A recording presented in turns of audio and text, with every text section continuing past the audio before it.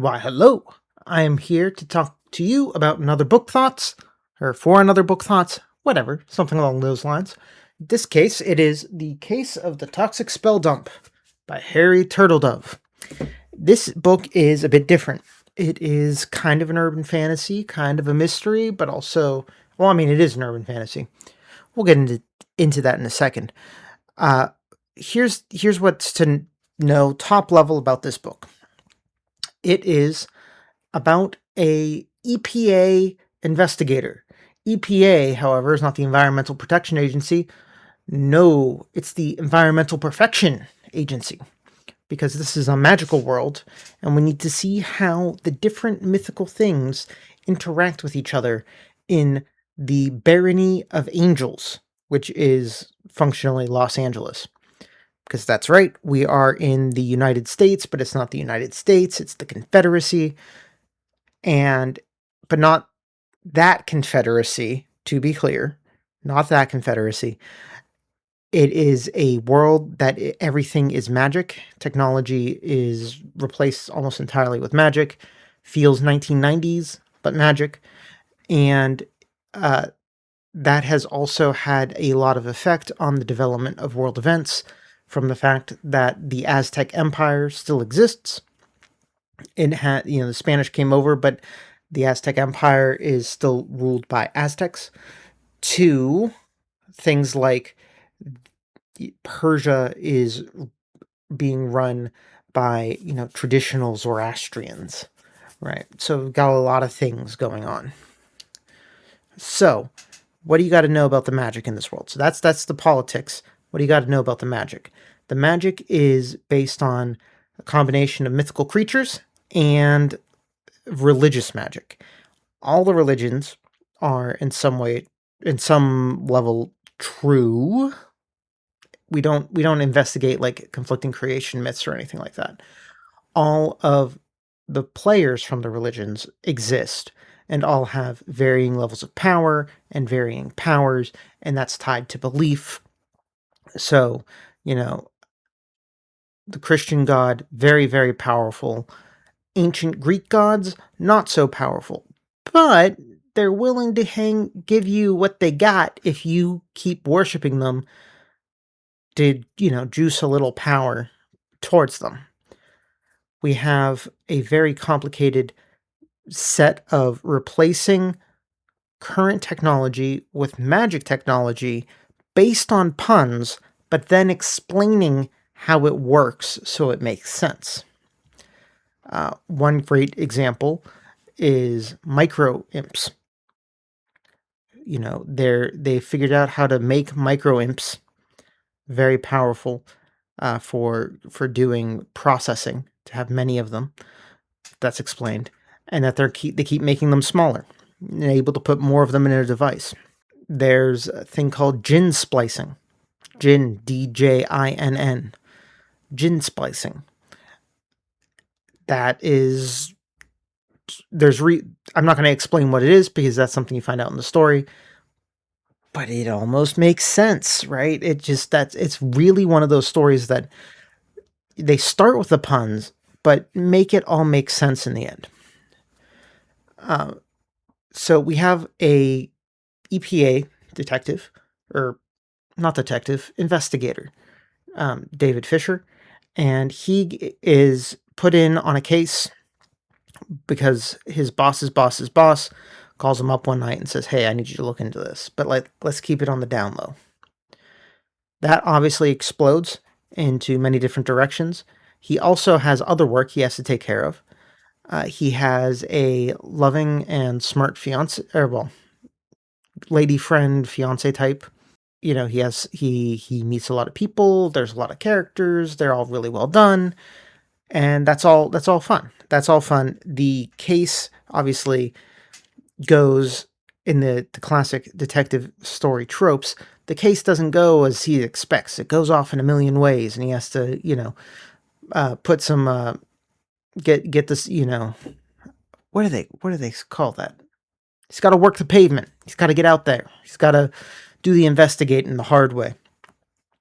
And he also has all these other things that pop up and interact in one way or another. At the same time, it's a magic puzzle because he's not looking for crimes. He's the EPA in this world is all about making sure that magic byproducts aren't polluting the environment and that they aren't interacting in unsafe ways. So that's really what he's focused on. And then, of course, there's an international dimension to this because Harry Turtledove is one of these guys who writes big and he just can't help himself. So it all ties in together.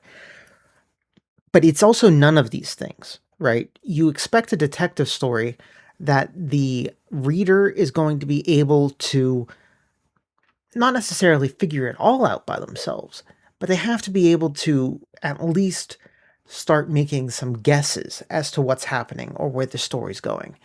The rules of magic kind of genre where the magic system is the story, you need to be able to really get a sense of what is our what are the central rules, how are they tying together, and you need to get that relatively quickly, and then you can add complications on top of that as you go along, but you need to understand the magic system relatively quickly.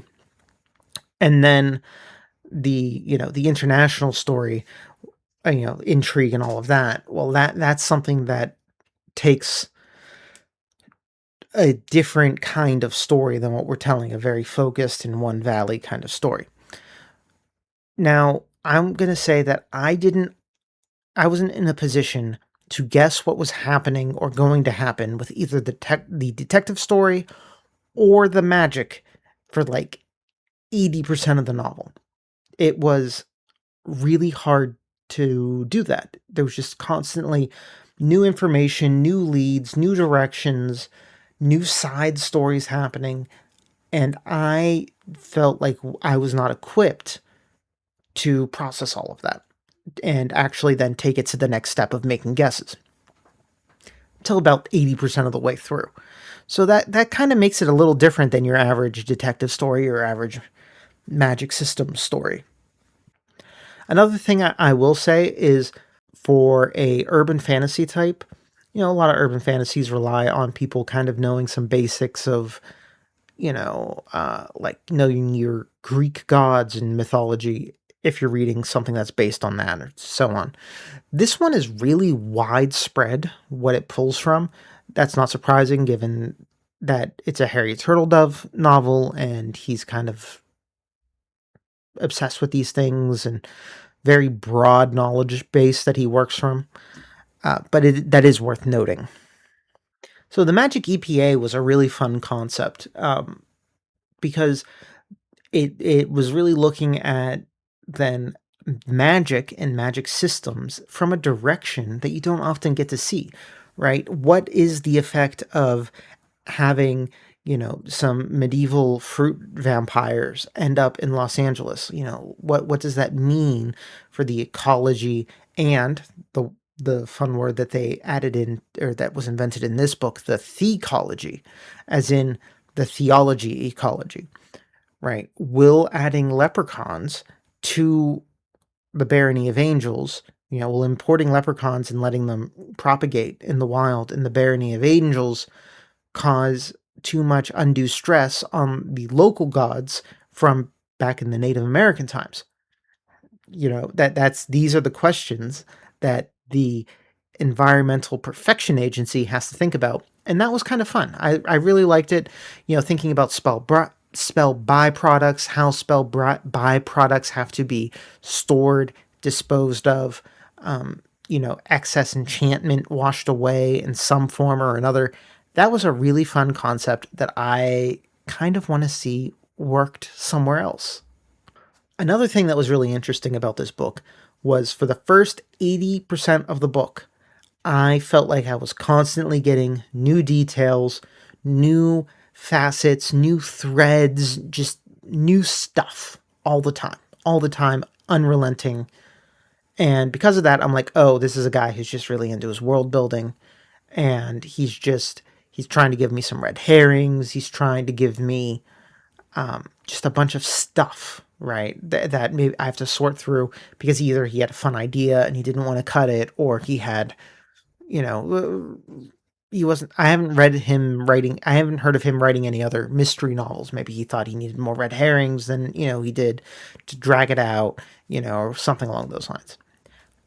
Every single thread, every single character, every single bit of information that I was like, well, that was fun, but I don't think we're coming back to this, somehow looped back around in that last 20%. So there was a lot of payoff in that last 20%. I don't know if I've ever read something that in 360 pages had so much buildup and then such efficient payoff of all that buildup. That was a very interesting experience as a reader to have that hit me in that kind of way. One last thing to talk about. It's like there were like 5, 6 sentences, but they were weird sentences. So I just want to talk about them for a second. One of the themes of this book is, you know, the thecologies of areas getting overwritten, how as people move and bring their beliefs with them, how that, can change things, how old things die out, that it's very sad when old things die out and we should try to protect it and all of these kinds of things. So there was a conversation that happened just very briefly about like, man, it is kind of sad that, all of the native powers were wiped out in America, or nearly so, with the wave of Christianity and then other people following on behind. And there was a character who was supposed to be very logical, right? That was his thing. He wasn't cold or inhuman, but he was just very strictly logical, strictly functional. And he was like, well, we did more with it in the last 500 years than they would have ever. And the guy later on is like, the main character is like, well, yeah, that is an interesting point. That is an interesting bleed over of a historical political argument that I was not expecting to run across into here. The argument isn't interesting, to be clear. The argument isn't interesting. The bleed over is interesting. I wasn't expecting to see that here. It goes to a historical argument that colonialism was bad, but it's justified in the ends because the greater contribution to the total status of humanity from the from the colonial powers in this post-colonial world still somehow validates the choices of colonialism, which is why we should be sad that bad things happened, but not necessarily try to unwind the clock, essentially. It's a little reductive what I said, but it's kind of capturing the spirit of what those arguments are, which is kind of ridiculous. Number one, you're saying, oh, well, atrocities are justified if they're old enough and the ends justify the means is a horrible thing. That's horrible. Like, don't, what, what? But also, it's much, it's much better, I think, as an argument to say simply that you can't unwind the clock. You can't do it, right? It's not something that can be done. So we should feel horrible about what happened, but we should understand that it has happened, and you and like, say in the case of the United States, handing it all back over to the Native Americans, just it doesn't work. There's 350 other million people, and at this point we can't unwind the clock. But we should remember those lessons so that we don't do those kinds of things anymore. Right? Oops. That's what the lesson should be.